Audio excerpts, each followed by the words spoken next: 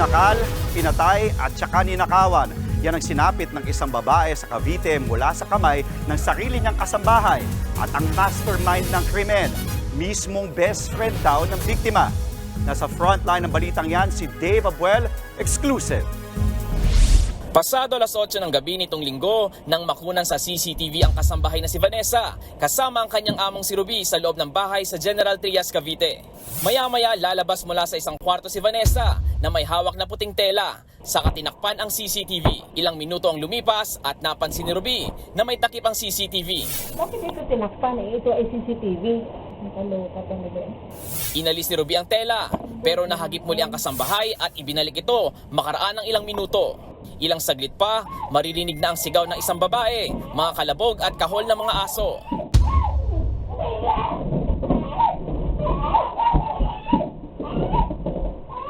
Ilang oras matapos niyan, natagpuan na lang ang among si Ruby na nakadapa sa sahig at wala ng buhay.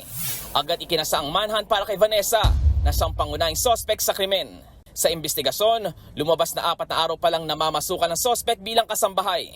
Kagabi, natakip ng mga pulis si Vanessa na nasa Caloocan na. Kwento ng suspect, isang bekbek ang nag-utos sa kanyang patayin ng amo dahil umano sa inggit. Ang sinasabing bekbek, ang kaibigan pala ng biktima na kinilalang si Rebecca Centeno. Sabi niya, ipapasok kita dun sa sa kaibigan ko. Gusto po niya ate bekbek. Nung unang pasok ko pa lang po, titirahin ko na po si madam. Hindi ko po kaya. Nabrinwas pa ko niya kasi sabi niya, pag naano natin si madam, hati-hati po tayo sa pera. Itinanggi rin ni Vanessa na siya ang pumatay sa amo. Isang dondon na kapatid ng manugang ni Centeno umano, ang tunay na pumatay kay Ruby. Ngayon pumasok si madam dun sa may kanyang parang opisina. Ngayon, yun, sumunod na po si Dondon. Ngayon, nung nakita ko na po, inaano niya po ng panyo si madam. Habang sinasakal po si ma'am, medyo hindi ko alam kung tutulungan ko po. Pagkatapos patayin si Ruby, dito na raw dumating si Centeno. Sa kanila nilimas at pinaghati-hatian ng mga pera, alahas at cellphone ng biktima. Nabawi pa nga kay Vanessa ang ilan sa mga ito. Matapos ikanta ni Vanessa, agad ding hinuli si Centeno sa mismong lamay ng biktima. Todo tanggi sa paratang si Centeno. Hindi po totoo. Hindi ko po alam kasi wala naman po akong alam doon. Kung nainggit ako sa tagal na panahon namin nagsama, suki ko yan si Ma'am Ruby sa buhok, koko, manicure, gupit, massage. Kasi customer ko yan siya Hiling naman ngayon ng mga kaanak ng biktima na matukoy na kung sinong totoong pumatay kay Ruby. This will all goes back to you.